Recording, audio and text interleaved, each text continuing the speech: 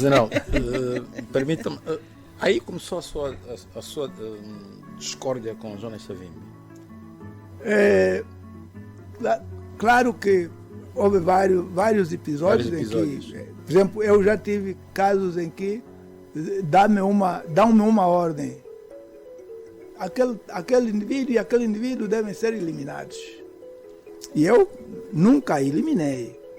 Eu preferia falar com essas pessoas, compreender exatamente o que se passava, porque às vezes eram só intrigas.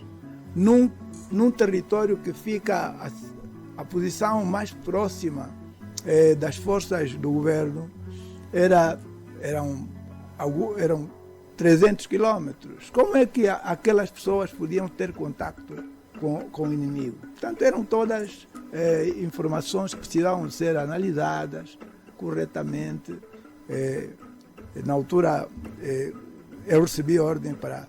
Eu estava de passagem para eliminar e eu achei que não devia.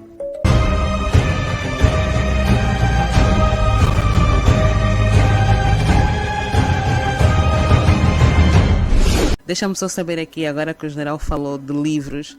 General, depois das dificuldades que já enumerou e dos livros que teve de ler para ter as informações certas e as informações que merecia, como é que estes episódios moldaram ou influenciaram para marcar a sua personalidade?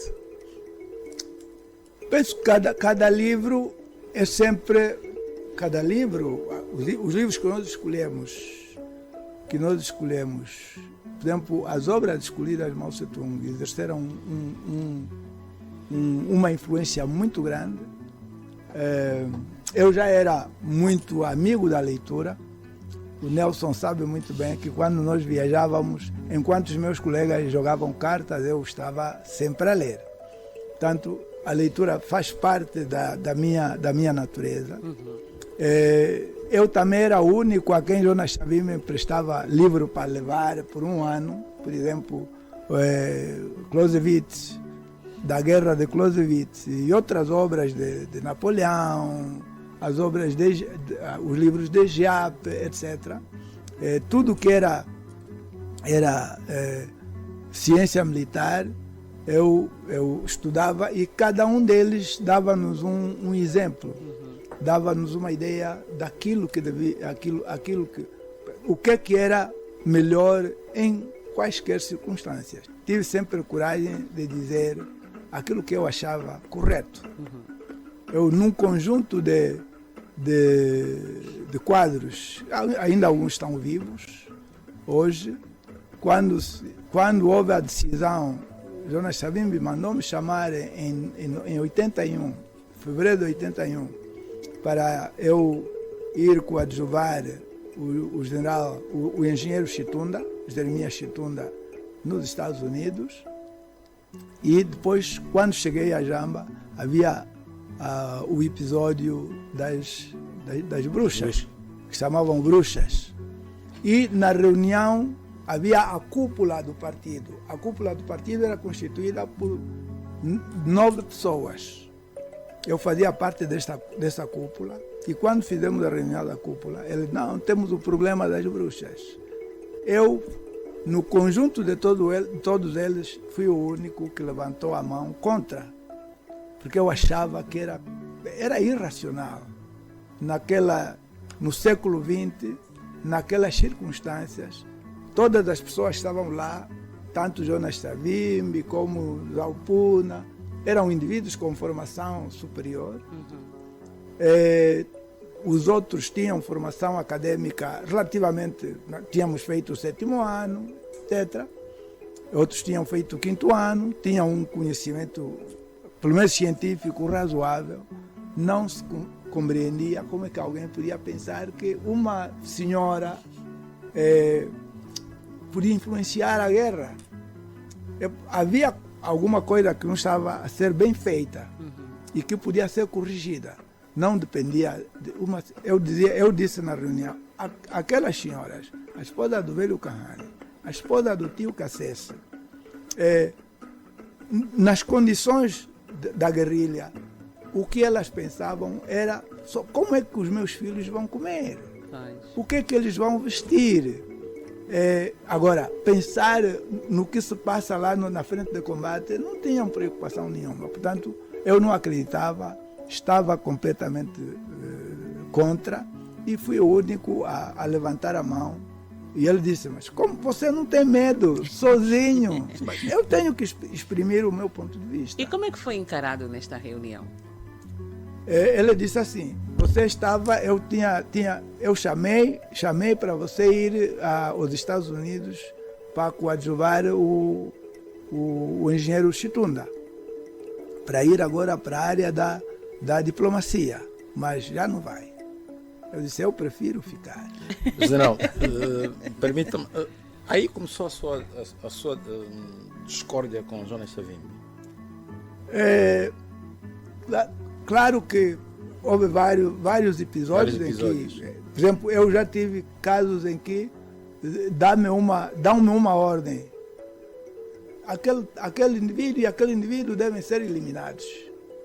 E eu nunca eliminei. Eu preferia falar com essas pessoas, compreender exatamente o que se passava, porque às vezes eram só intrigas.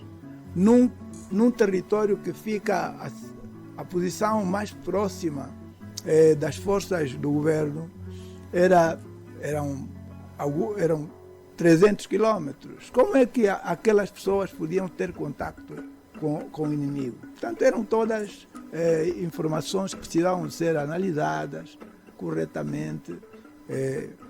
Na altura, eu recebi ordem para... Eu estava de passagem para eliminar e eu achei que não devia.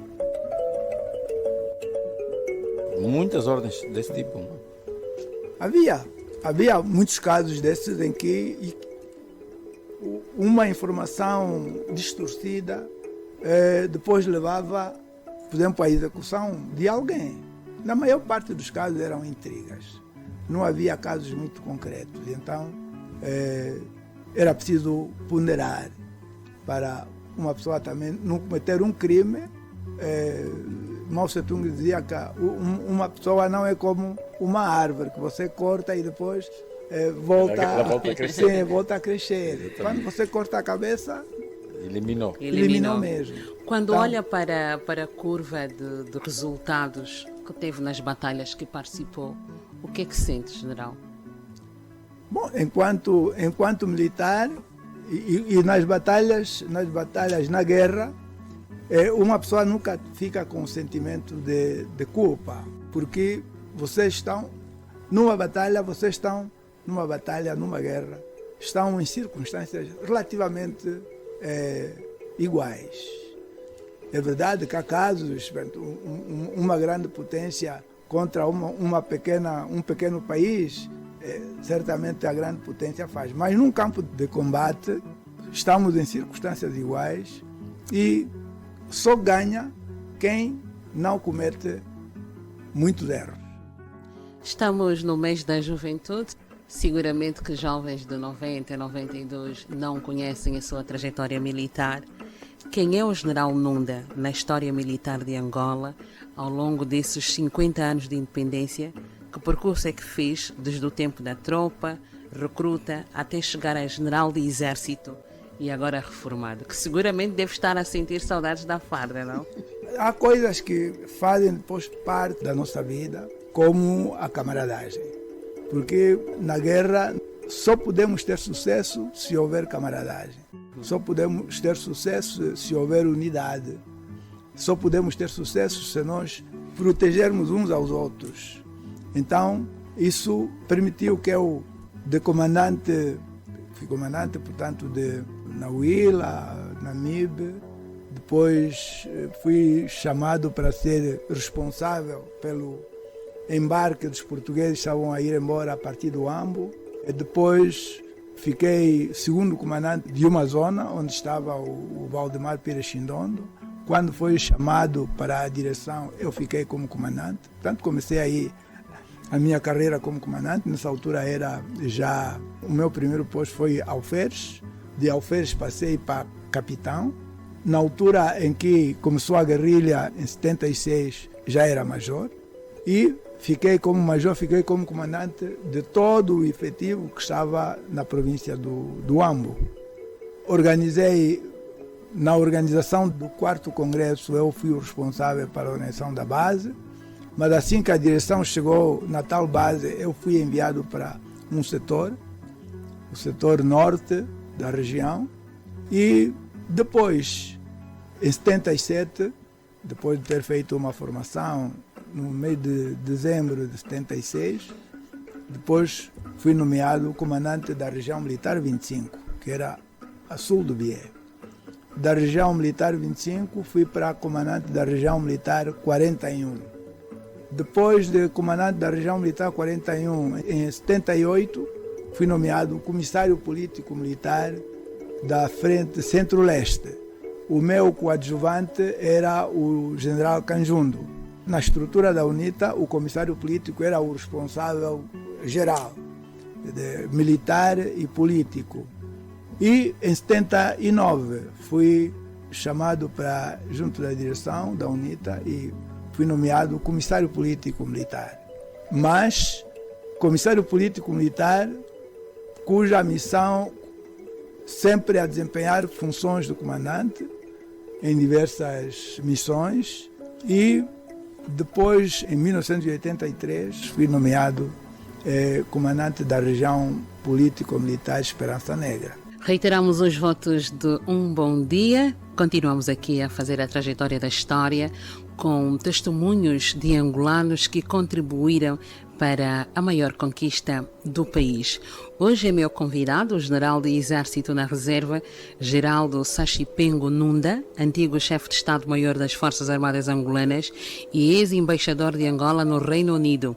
Aqui a falar da luta da independência, da paz e do processo de reconciliação nacional. Está a ser assim esta manhã com este patriota e verdadeiro exemplo do nosso processo de paz e reconciliação nacional.